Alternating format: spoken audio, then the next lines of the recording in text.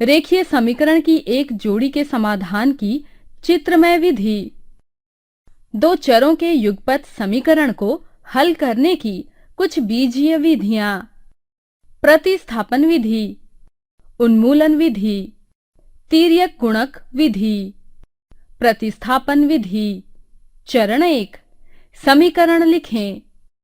a1 x जमा b1 y जमा c1 बराबर 0 और a2 x जमा b2 y जमा c2 बराबर 0। चरण 2, किसी एक समीकरण को चुनें। मान लें 1, चरों में से एक यानी y को अन्य चर अर्थात x के संदर्भ में अभिव्यक्त करें।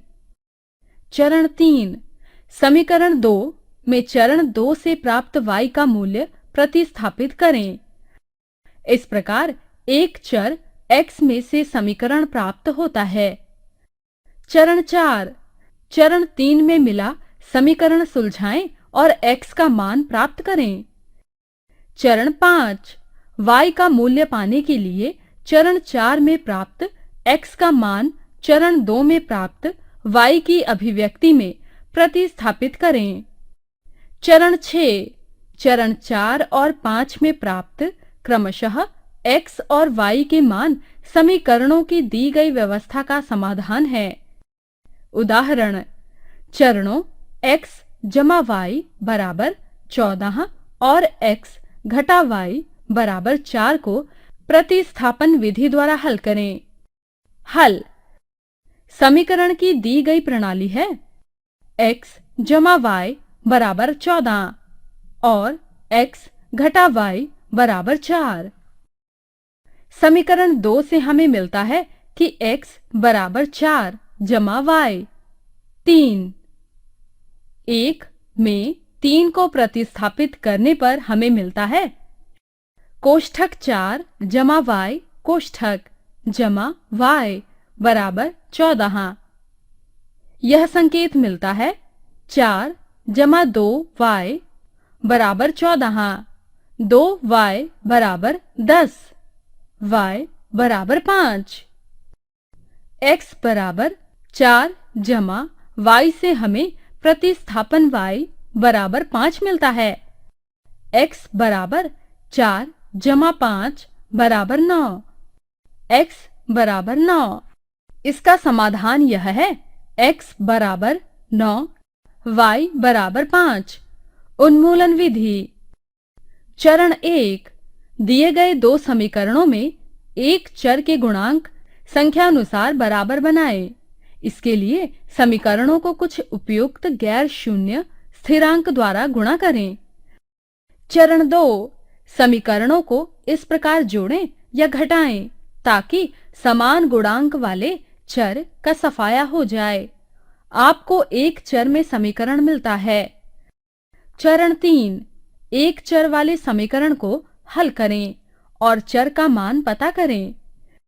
चरण 4, दिए गए दो समीकरणों में से किसी एक में इस मान को प्रतिस्थापित करें और अन्य चर का मान निकालें।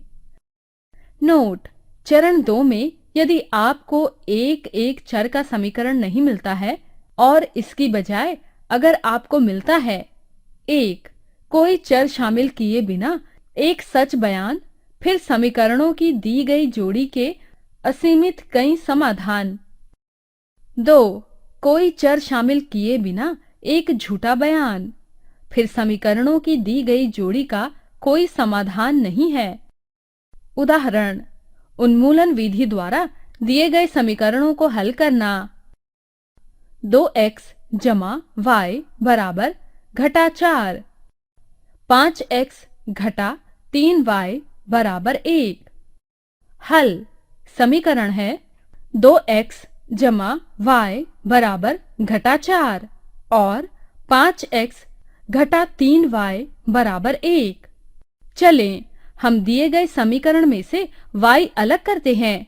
इसके लिए समीकरण 1 को 3 से और समीकरण 2 को 1 से गुणा करते हैं ताकि y के गुणांक बराबर हो जाएं। 1 गुणा 3 6x जमा 3y बराबर घटा 12। 2 गुणा 1 5x घटा 3y बराबर 1 जमा 11x बराबर घटा 11 x बराबर घटा 1। समीकरण 1 में x बराबर घटा 1 रखने पर हम पाते हैं 2 कोष्ठक घटा 1 कोष्ठक जमा y बराबर घटा 4, y बराबर घटा 4 जमा 2 बराबर घटा 2, y बराबर घटा 2। इसलिए हल y बराबर घटा 2 x बराबर घटा 2 है। तिर्यक गुणक विधि। चरण 1 समीकरण की प्रणाली मानक रूप में लिखें। चरण 2 x y के गुणांकों और नियतांक को निम्नलिखित रूप में लिखें। चरण 3 संख्याओं के बीच तीर निरूपित करते हैं कि संख्याओं को गुणा करना होगा। ऊपर की ओर तीर वाले उत्पाद नीचे तीर वाले उत्पाद से घटाए जाने हैं। चरण 4 x और y खोजें बशर्ते कि 1 b2 बराबर नहीं है a2 b1। उदाहरण तिर्यक गुणक विधि से 2x जमा y बराबर 5 और 3x जमा 2y बराबर 8 को हल करें। हल। सबसे पहले हमें दी गई प्रणाली को मानक रूप में लिखते हैं। 2x जमा y घटा 5 बराबर 0। 3x जमा 2y घटा 8 बराबर 0।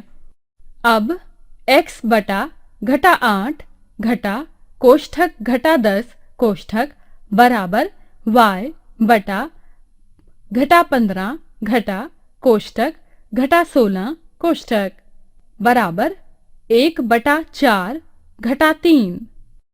x बटा घटा 8 जमा 10 बराबर y बटा घटा 15 जमा 16 बराबर 1 बटा 1।